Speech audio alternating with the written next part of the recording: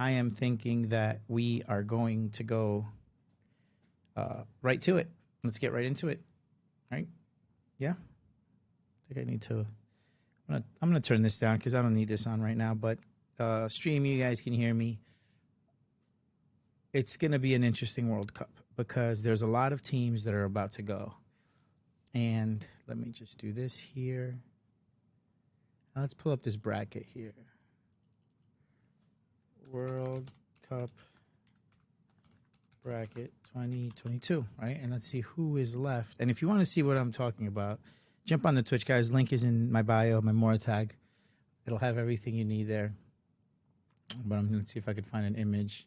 It's going to be the hardest thing to find, of course. Here we go. Here we go. This is beautiful. This is beautiful right here. You know what? I'm going to do all of you guys some justice and move some stuff around. Boom. There we go. And that way I can do this. Perfect. And I could move you here. Expand you here. What's up, JR? Yeah, man, let's talk about this, bro. Let's talk about this right here. Let's zoom in a little. Control plus. Little Control plus action ski for the fans. All right, boom. Hey, Real PMC. Thanks. No, thank you.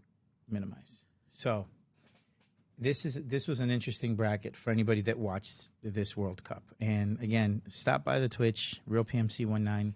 Netherlands, United States, 3-1. The United States had the dub. The United States should have gone through, and it should be them going against Argentina. However, at this level of soccer, the magnitude and the finesse and the execution cannot be anywhere near par. You got to birdie, eagle that bad boy. And the USA wasn't able to do it. So, unfortunately, that's the direction that the U.S. went. Pulisic, I'm still a massive fan. I think he's a phenomenal player. It's very unfortunate that he was unable to join the United States in the previous World Cup. But these are the types of things that happen. It's soccer. Netherlands did not miss on their opportunities, and the United States just missed on one too many. So these are the types of things that happen. So Netherlands went through. After they scored that second goal, it was pretty much over. But the U.S. should have been up 1-0 easily within the first 20 minutes and been a more stable and played in a more stable environment, in my opinion. Argentina, Australia, well fought for the Australians. However, I'm glad they lost because I am Peruvian. So kick rocks, Australia. Peace. Argentina did very well. They're going to have to bring in their A game, though, because it is going to get interesting against Netherlands, who, as we saw, will not forgive and defend very, very well. Japan and Croatia, man, what a battle. What a heartbreaker. Penalties. This particular penalties, I feel, were poorly taken penalty kicks. I don't think that the goalkeeper did. This is my opinion, and by all means, anyone can challenge it.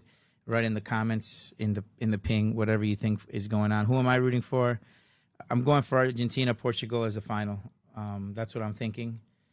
But there's still so much going on that they can all change. Brazil, Korea, 4-1. Brazil, again, just dominated. They dominated, and they dominated as needed. France, Poland, again, France dominated. There was no questions. Too bad USA doesn't have a training system as South American and European teams do. You know what? Let's pivot into this conversation. Let's change gears. And by all means, you know, I'm going to welcome phone calls in if needed. But here's the problem with the United States, in my opinion. They play well, but throughout the entire course of their qualifications in the CONCACAF, they're not challenged by teams at the level at which they will face in the World Cup. Henceforth, the reason they can't get through a Netherlands or a powerhouse like that, or they struggle with in England, right? They did, is because, not so much because we don't have the talent, but we don't have the practice and the training and the curriculum to get to a World Cup. See, you don't just go to a World Cup, but, hey, I'm going to a World Cup, yay. You have to get through teams and qualify. Now, the CONCACAF is not a difficult bracket to qualify in. So throughout the course of these games, you're not playing elite, top-notch World Cup teams during the qualifications, where in Europe you are, in Africa you are, even Australia plays against tough teams. Like I said, in Europe, Asia, they all play difficult teams. South America, difficult teams. But then you have North America, and they're not playing the best of the best. Everybody was rooting for Japan, absolutely. So what ends up happening, in my opinion, and the big reason why the United States can, and Obi Ski, by the way, follow Obi Ski on Instagram and Facebook and YouTube and TikTok. Great dude. Mentioned it, and I'm in agreement with him, right? Like he's more of a why do we feel that the United States is more than they are? I disagree with that completely. I think the United States is a phenomenal team. I think that the level of players that we have is a phenomenal group of people and players and young, all this jazz. I'm just tired of hearing wait till the next World Cup. Oh, the next World Cup is going to look great. It can't and it won't unless we start playing top-level teams.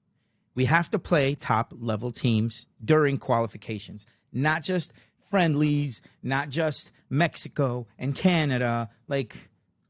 They're good teams. Don't get it twisted. However, are they at the level of an Argentina, of a Japan, of an England, of a Portugal, of a Morocco, of a Switzerland? I mean, look down this, of a France, at some point, right? Spain, Portugal, a lot of these teams in Europe play each other to qualify. A lot of them do. And it's ugly to see who does and doesn't make it. And it's because and when they do make it, though, they seem to do a little bit better than we do all the time because we don't play these elite level games. And if we do, some of them are friendlies. It's not we need to win to qualify. What's the solution? PMC, what's the solution? How do we fix this, right? It's easy. You mix it all up, baby. North America, South America, one big area. Top 8 make it. The rest stay home. Top 9, whatever you want to do. That way, an Argentina goes up against the U.S. or a Mexico goes up against a Peru or a Brazil, right? And now you have a real war. And now you also have players that, even though the games are far off in between, are getting ready and cultivating their practices and readjusting their techniques to play against world-class players. Maybe not overseas, but at least on this side of the planet. So what needs to happen is simple. The United States needs to be a part of a bigger, more powerful entity for qualifying. CONMEBOL and CONCACAF, mix them together. Mix them together and watch and see who really does qualify for a World Cup. Who deserves to be there, and who's going to provide that top level quality of soccer, football, whatever you want to call it. I call it soccer because I grew up here, but I think it's football. My opinion. You kick it with your foot, football. So this is what the United States needs. By the way, I was reading. Yes, same penalties. Yeah, penalties are what it is, and you can't knock that. You can't knock that at all. Cole Port, thank you so much for stopping by. Just talking about the United States and the next round of the qualifiers. So obviously the United States gets through. I think Argentina gets through Netherlands, but Argentina needs to capitalize on the moments. And here's the thing. Shifting to this Argentina team. Well, let's stick to Argentina right now. We've spoken about the United States. I've spoken my part. Combine North America with South America. Make the two continents one big area to qualify so that the United States can not only play against top-level players and feel the pressure of what it is to play at that level. Simple as that. Nova Scotia is going to win. Hey, listen, we all have dreams and favorites. All right, we all have dreams and favorites in this world. If you're not watching, we're live on TikTok. Not TikTok. What am I talking about? I'm live on Twitch right now. We're probably going to post this on my YouTube channel for people to go ahead and bash me and tell me I'm crazy. But look, bottom line is United States would have qualified and had a better chance had they been better prepared for the type of game that they played against the Netherlands, which I call Holland, but that's a big problem. I don't think they're even in the soccer cup. It's the World Cup. Cole Port. Big shout out to Cole Port. She's one of our ambassadors on Moratag. Check out her cool bears. We've given I think 5 of them away, and we got some more that we're looking forward to continue to collab. Her link is in her bio too. She has a Moratag. Moratag's all the way. Let's go.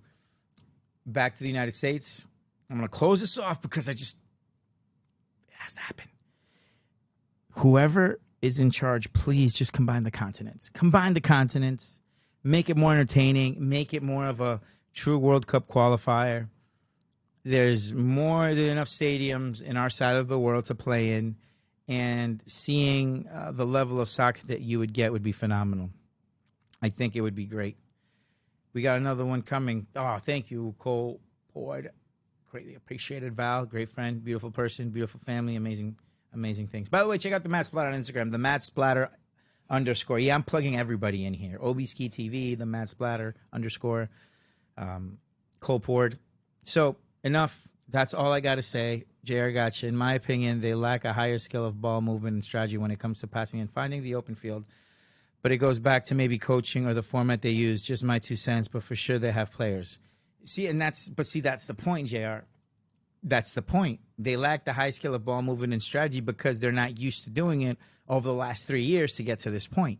They're doing it. They're doing what they feel is great strategy against the Mexico, against the Canada, against who else is in our area? Honduras, against the Honduras, Jamaica, Puerto Rico. I don't even know if they have a team or not, but we're not playing. They're not playing the top notch. But PMC, let me ask you: they play great teams, etc. Do you think that can help their skill overall? Yes. In order for evolution to occur, a challenge has to be presented and it needs to be overcome. With that not being present, you don't have to evolve and better in any way, shape, or form. Some people say you do best when your back is up against the wall, or when you're down in the trenches is when you can rise up and things like that. As a country, I think we're progressing phenomenally in the sport. I think the talent is getting significantly better. But when it comes to playing holistically as a team, you need to play teams that are just as good or better than you to have a chance in these World Cups. What's up, Wason? How you doing, brother? Unfortunately, a big shout out to Wason Del Mal. Check him out. I'm doing well. Thank you so much. Just over here chatting right now about this World Cup. Speaking about the United States, and JR Gotcha asked me a great question. Let me ask you, they can play great teams, etc. Do you think that can help their skills overall?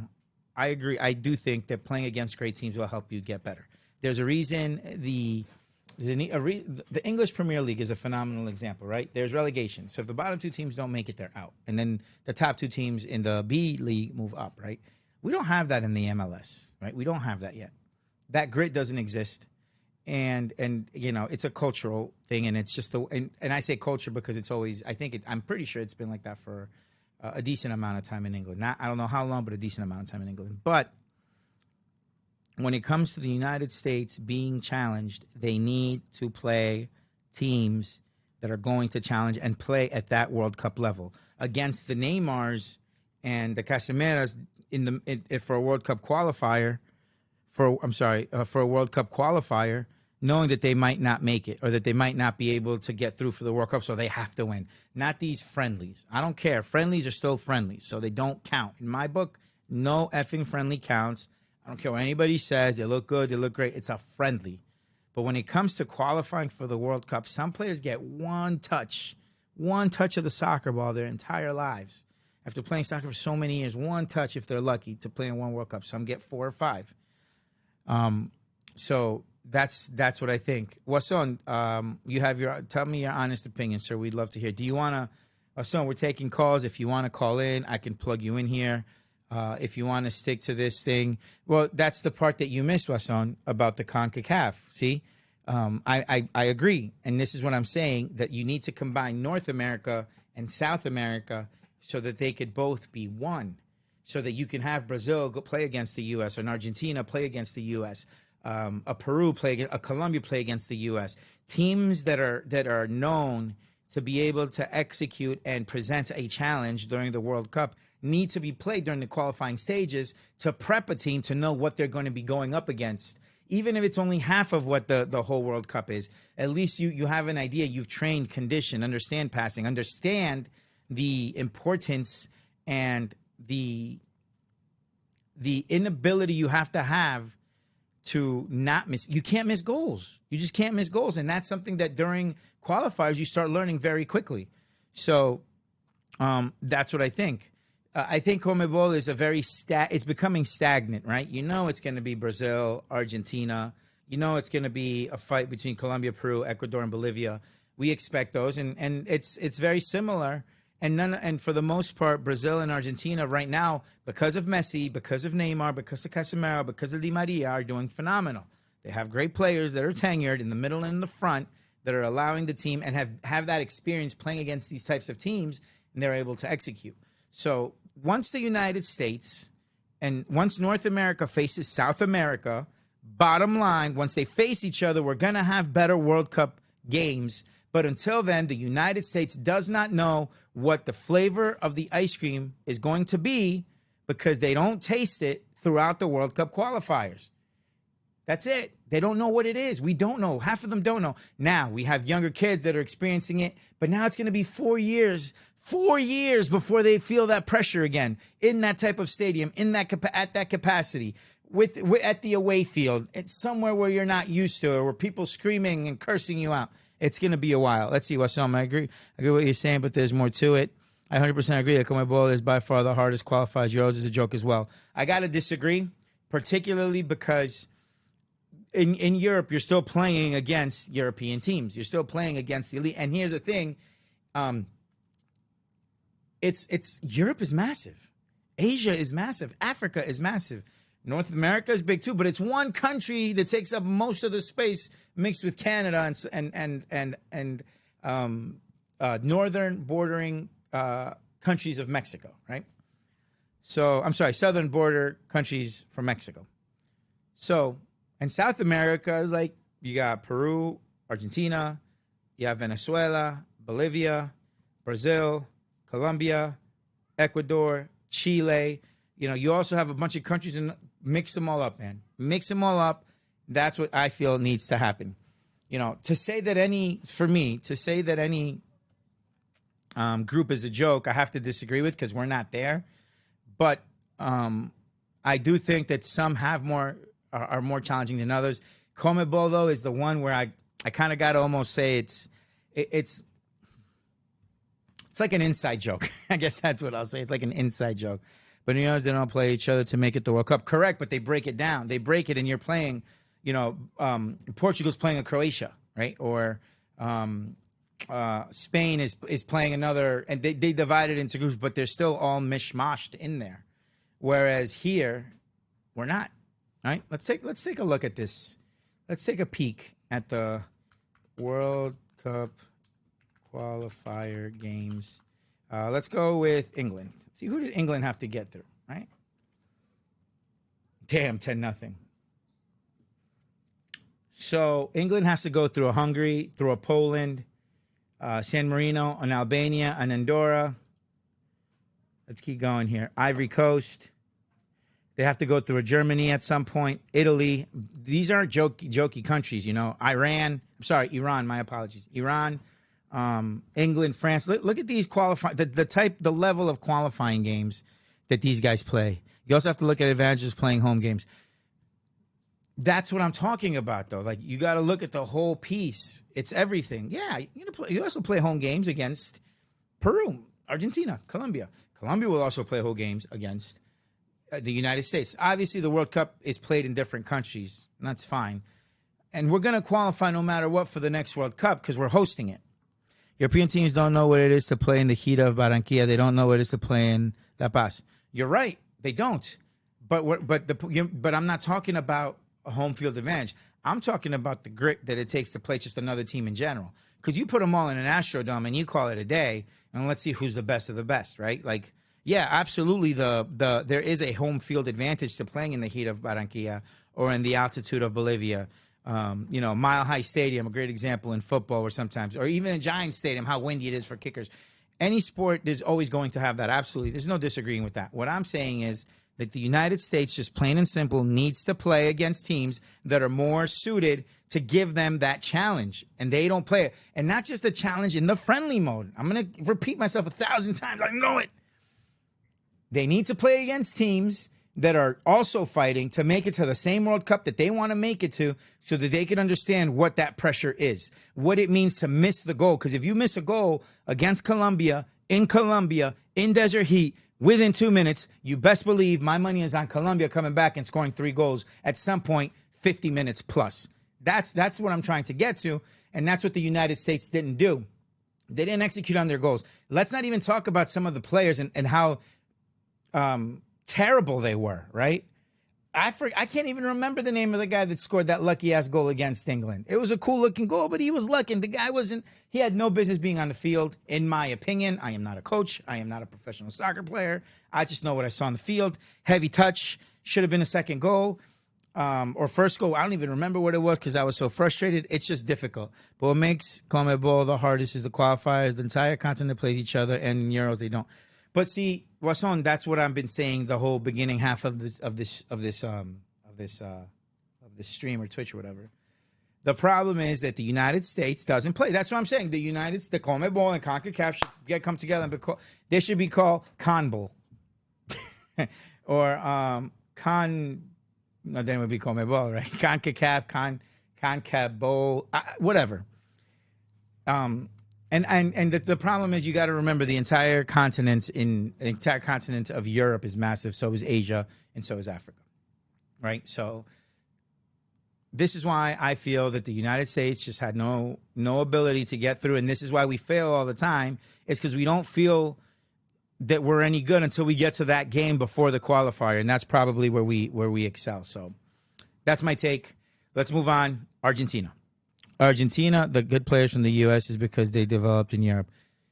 Again, all I'm saying, I understand where the players are coming from. I agree 100%, and I was saying it earlier. We've developed and become better. So in full agreement, by all means.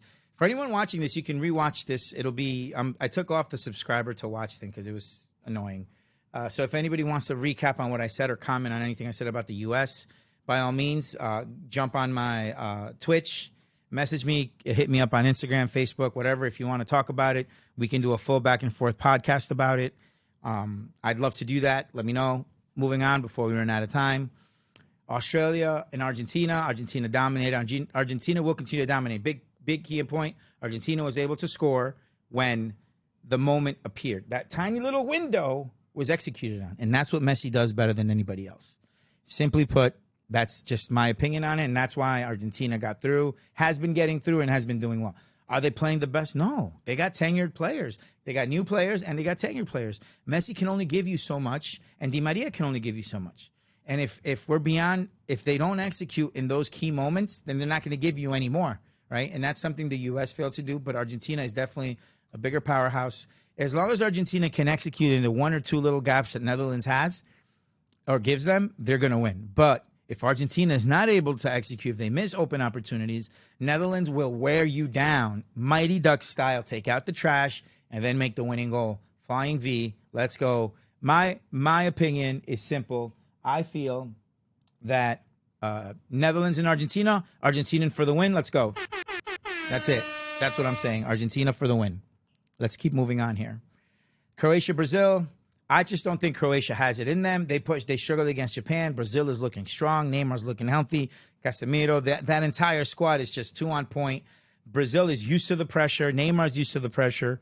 And if they continue to play with the speed and dominance from the midfield up that they've been showing, they're going to be fine. I think their defense is a little spotty with Casemiro coming back and forth. He might get tired. Croatia would have to do what Argentina does well and what the U.S. failed to do is score on the tiny opportunities and do the best they can to try to hold Brazil, because if you watch Brazil, their offense is just way too fast. Against them, it's going to be a tough game if they play the way they've been. Yes, so that's exactly, I agree 100%. But my speculation for the Brazil-Croatia is Brazil goes on. Let's go. Next game, France, England. Kane is a strong maplayer. Mbapper is fast. And, that's just been the headline. Mbapper, Kane. Harry Maguire. I don't know. This is a tough one for me to call. I think this one, whoever scores first is going to win. That's my opinion. So if France scores first, it's going to deplete England and force them to England's been a very good midfield controlling team. Corners have been impossible to get through them because of Harry Maguire. So it's definitely difficult. As far as the end result for me, I still think that as much as I'm not a fan. France defeats England. If you guys want to know the score, I'll let you know tomorrow what my predictions are, or maybe later tonight. I'm not sure. I got to think about it, but I think France goes on. So I think on France, Poland, France moves along. That's my thoughts. Morocco, Spain will be was a beautiful battle to watch. Man, oh man, let me tell you, grit and determination. Now, when it comes to Morocco versus Portugal, and by the way, Portugal destroyed Switzerland. I'm not even going to talk about that game. France will be the best team right now, but Brazil will take it. Awesome. Yeah, predictions are welcome. I think it's going to be an interesting piece. So, by all means, if you have thoughts, jump on the IG. Let me know. Hey, primazo, ¿cómo estás? Arriba Alianza, Víctor. ¿Cómo estás? ¿Cómo estás? Saludo. Big shout out to my cousin in Italia. Che piacere, un piacere. Mi chiamo Yaguito. Te posso aiutare. That's all I know. Primazo, espero que todo esté bien aquí comentando sobre el Mundial. Si tienes Twitch o si quieres volver a ver este video, lo vamos we're going to post it so you can watch it as a reel or whatever it is. Let's see what we got here. First time chatter. Hi, I want to offer a promotion to your channel. Viewers, followers, budgets, blah, blah, blah. Mods, can we get rid of this guy? I'm sorry, DG Angie Daily. You're out. Sorry. Look at you speaking Italiano. Parli Italiano. Parli Italiano.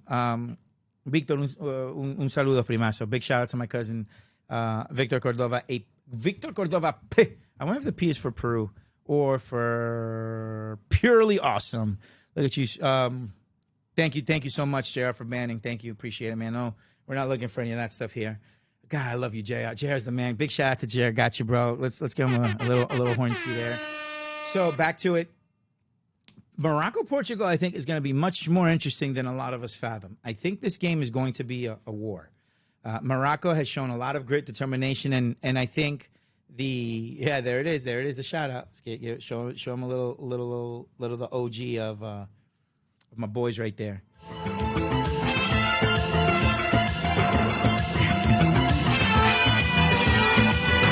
at us over there killing it. So what I want to get to on this piece is simple. Morocco, Portugal, that's the one. That's the battle. I want to see Portugal go through, tiny country, making it through. Morocco, I think almost a Cinderella story in a sense. But again, home field advantage plays. They had a lot of their fans there, and it gets loud and it gets crazy. So my thought process, Morocco, Portugal, I think those two are going to go. Morocco's going to defend. Portugal's going to attack. Portugal's going to get tired. Morocco's going to find a goal. I say Morocco gets through. As much as I would love to see Ronaldo, I think Morocco. If Morocco scores the first goal, there's a better chance. If Portugal scores the first one, Portugal's going to go. See, that's my prediction. Again, in this one, whoever scores first. Other games aren't like that necessarily. This one in particular, we've seen Morocco be able to take out the trash Mighty Duck style. There's been a lot of Mighty Duck style soccer here. And what I mean by that is taking out the trash. You lock in your defense and you just clear. Make sure that nothing gets through. So that's where I feel on that. Morocco will be a tough game. They're fast. Exactly. Which game do you see another penalty shootout? If I see a penalty shootout, it's going to be France-England or Morocco-Portugal.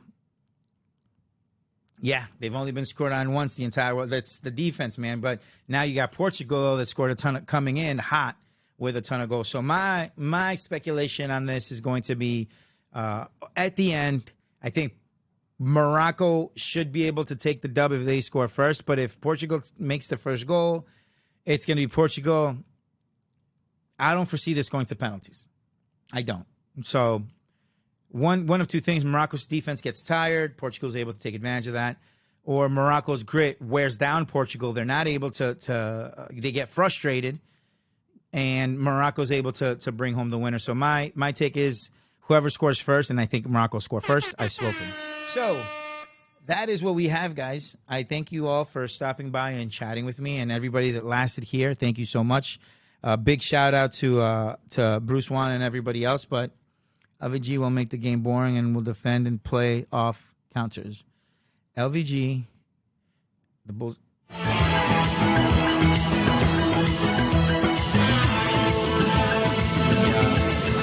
don't know about the LVG, man. I don't know if it's gonna play as much But you know, I'm a big positivity person, and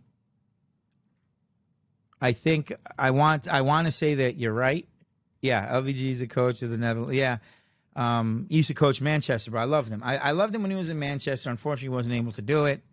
So now now he's in his home, which is why I keep saying Holland sometimes when I say Netherlands. I'm used to Lud van Nistelrooy. Wasn't Van Nistelrooy from Holland? I think he was, right? Van Nistelrooy was from Netherlands. And Percy, right? So, yeah. Yep. He was a head coach. He was a coach of Man United. Yeah, his style is interesting, but Netherlands is a very I just don't think they're going to have what it takes to get through. But, again, if Argentina isn't able to capitalize, you know, Virgil and team will hold that defense to the point where they're tired and frustrated. So it'll be interesting. With that said, I appreciate everyone's time. JR, thank you for stopping by. Wasson, totally, man. I'm looking forward to seeing what this World Cup brings, and we're gonna see. And I don't know. Let's see. What was one of these? This is one of the predictions here that somebody had. Where'd it go? Brazil to win. This is completely shot, right? If you look at all this, this is all destroyed, and this did not happen. So, bottom line is, Argentina should have a good chance. I'm hoping that they get through. I would love to see Messi get his World Cup. I'd love to see Ronaldo get his World Cup. I've given my predictions, what I think will happen. We'll see. And once again, to the U.S., whoever controls it, guys, get FIFA to combine you, please. Just combine the U.S. All right. With that said, guys, it's the Real PMC. I appreciate everybody's time. I'll talk to you guys later. Live stream, check it out. I'm going to leave this for you to replay and say what you want to do and do what you want to say and hear what you want to do. Comment.